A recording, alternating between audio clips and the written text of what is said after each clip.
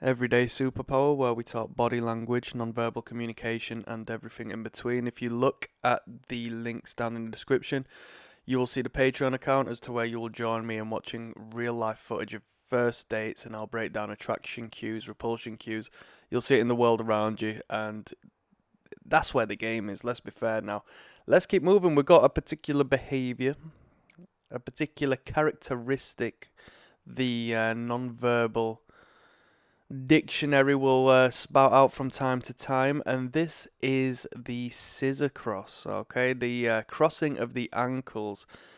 We're approaching it in an upright position, although it may be done whilst seated and so forth. We'll have a look at the, alternate means of where you would see this behavior manifest. So, this is an ankle cross, perhaps the feet interlocked, and essentially what it is one ankle of the foot wrapping around the ankle of the other foot. You'll see both genders doing this, both man and female, and with that being said, generally speaking, my audience tends to be men, so I might highlight this in a woman's, I might break down the gesture as if it's being portrayed by a woman a little more so than a man, alright? So the ankle cross signifies that that individual is showing restraint, okay?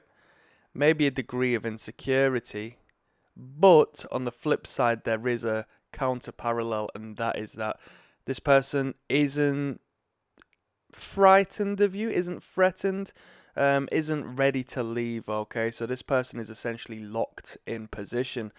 Because if you see the image before you, she's not going anywhere, is she? How easy would it be to walk with your legs crossed? All right, she's not going to hop away, is she?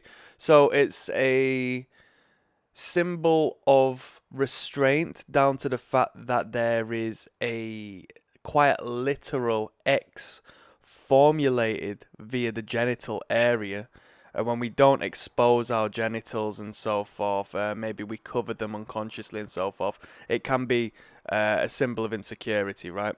Because when we are threatened or when we are insecure, maybe sexually speaking, we will conceal ourselves like that. But with that being said, the person's not ready to move because, hey, the legs are crossed, locked in place, essentially padlocked in position, and that might be in your favor. You'll see these behaviors manifest, like, let's say, I always imagine it in like a smoking area, an outside smoking area at a workplace.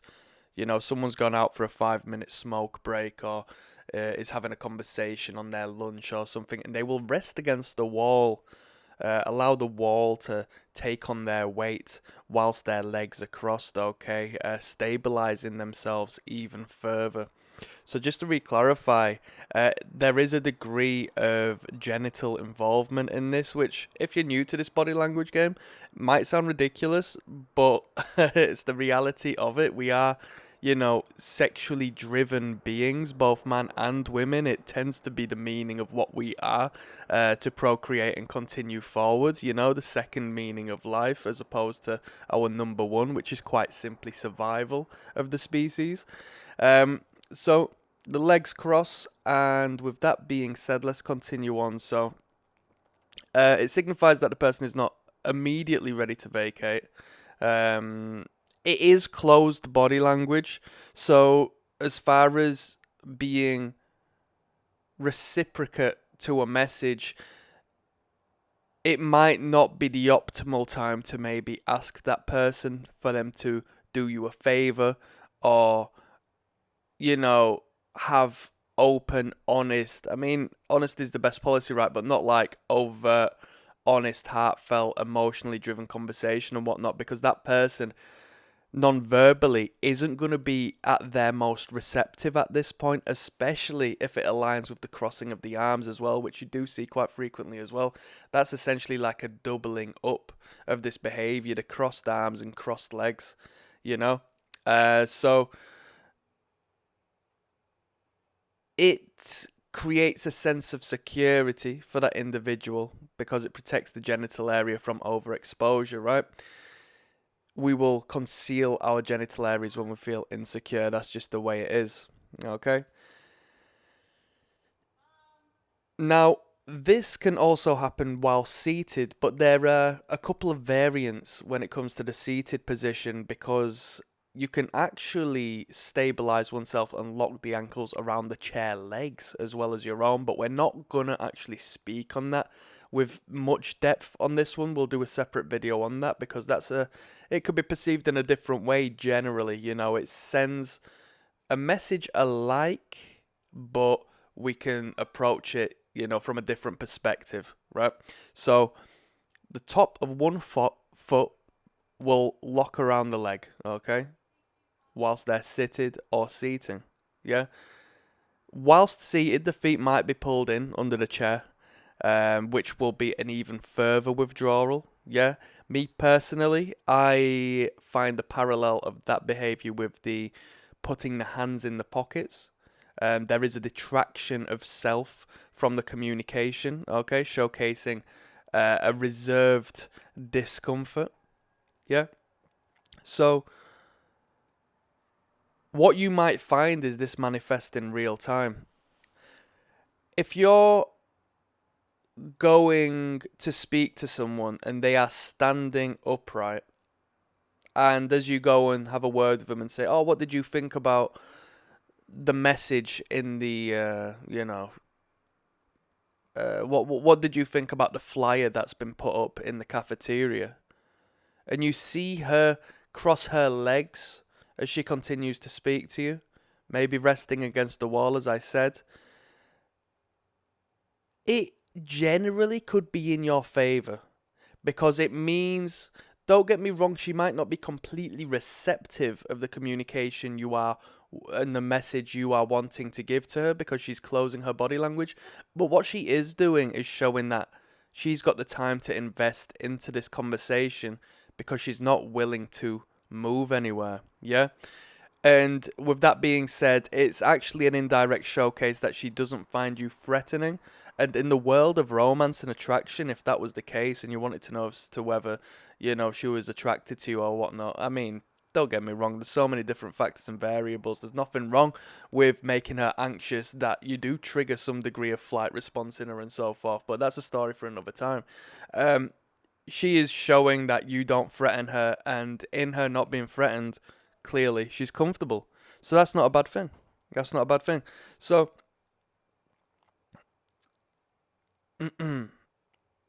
let's say we're talking about the football, yeah?